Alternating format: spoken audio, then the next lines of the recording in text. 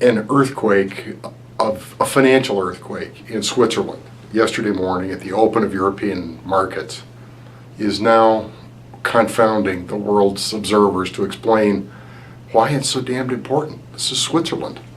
This is 1% of the world's GDP. This is 8 million excessively thrifty, exporting, saving, budget balancing, utterly humorless people. And there's this earthquake. Here's how it goes. The troubled parts of the world, which are now really still the United States to some degree, deeply Europe, deeply Japan, partly China, which is trying to rebalance, and now the emerging world suffering because China is slowing down. That whole soup of nations and regions in trouble is depending on their central banks to save them. And in varying degrees of trouble, the central banks, for the most part, are trying to bridge across very difficult waters to another side, and hoping that public policy and just the passage of time will provide another side. Here in the United States, it looks as though we're very close to the other side, if not on it, and in unique American fashion, as a matter of sort of absent-mindedness. We haven't had much of a government now for a dozen years, but somehow we've done it on our own at great price to the lower income 2/3 of the United States, but we've mostly done it. The rest of the world hasn't done it. The central banks in Europe and Japan are building bridges out into the middle of nowhere, and the far shore not yet within sight. Now, those bridges, the central banks don't have a lot of tools to work with, and the states of these economies and regions are often expressed in the status of their currencies, whether their currencies are rising or falling. In the short term, currencies move based on interest rate differentials. So the United States dollar is rising now versus the rest of the world in anticipation that the Fed is going to lift off from zero. It may not, it's just threatened to. But the shape of the economy tells the rest of the world that, well, it's coming here sooner than elsewhere. Meanwhile, Europe and Japan are in so much trouble that their currencies are still on the downswing. They're not anywhere near a turn.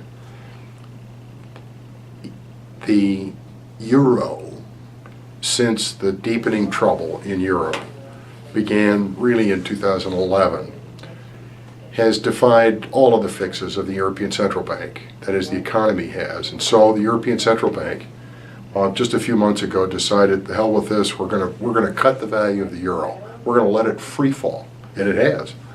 From over $1.40 per euro as of today to $1.16, and still going south. Japan has done the same thing.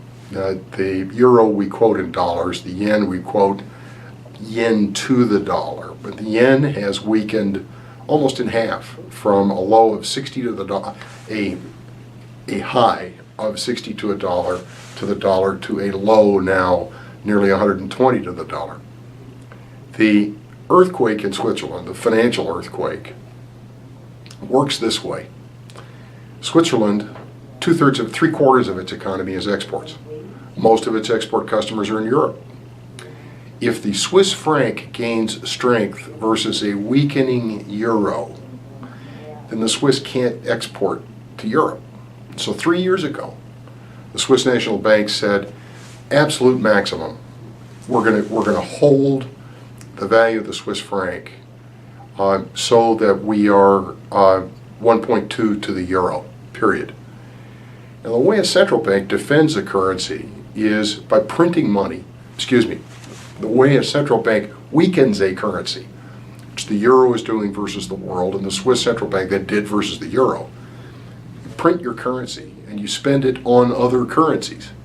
Yours is in oversupply, theirs is in deficit, yours weakens.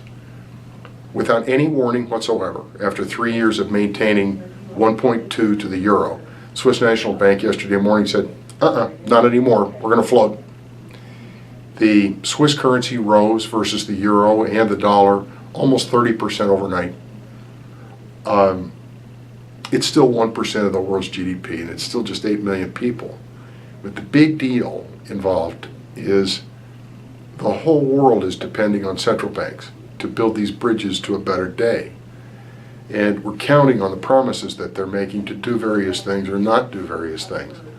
And if the Swiss National Bank, the ultimate safe haven of the ultimate uber responsible nation, comes to market one morning and says, no, actually, we're not. We're going to do it another way. The magnitude of the earthquake this week was not just the Swiss franc, but was the change in policy of the Swiss National Bank without notice, without warning, clear blue sky. Now, next week, here we go again. On the 22nd, the European Central Bank has given every indication, head fake, that it's going to do something akin to quantitative easing. There's some rumblings that it may actually not get around to it, that it doesn't have a deal with the Germans yet, doesn't have a deal with itself. There's even more wondering if QE at the European Central Bank is cash that just washes right out of Europe into some other securities. Big day, 22nd next week. Maybe explosive for mortgage rates and for other markets. Meanwhile, central banks to the rescue all over the world, trying to drive down interest rates to try to revive economies, appears very nearly to be running out of control, and there's no way to stop it. And the signal is that overnight, yesterday in Switzerland, the all Swiss debt with terms out beyond 8 years now trades at a negative yield. German debt past 5 years trades at a negative yield, marching further and further out the yield curve to negative terrain. Now, this stuff is in the copy nearby, but in a period of deflation, in which my currency, the paper in my wallet is worth more tomorrow than it was today, I'm content with a negative interest rate because the currency that's paid back to me at a future date is worth more than the currency that I used to buy the IOU in the first place. On the borrowing side, central banks desperate to stimulate economies, washing cash into economies, trying to stop deflation. The cash runs to IOUs. Why aren't there borrowers? These rates are ridiculous. They're near zero all over the world. A borrower faces the opposite problem. My interest rate is near zero, but the money that I have to find to pay back the loan will cost more than the money that I borrowed in the first place.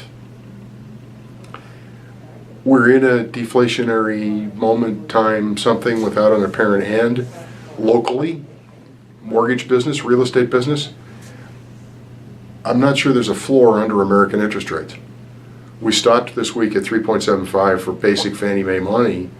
We'll stay here for a while just working through the tens of millions of refinances that will follow. We've decoupled from the 10-year T-note, which has continued to go down. International panic money goes to treasuries more than it goes to MBS. But as we work off the refis, the MBS yields are going to look rich too. I wouldn't wait for lower rates.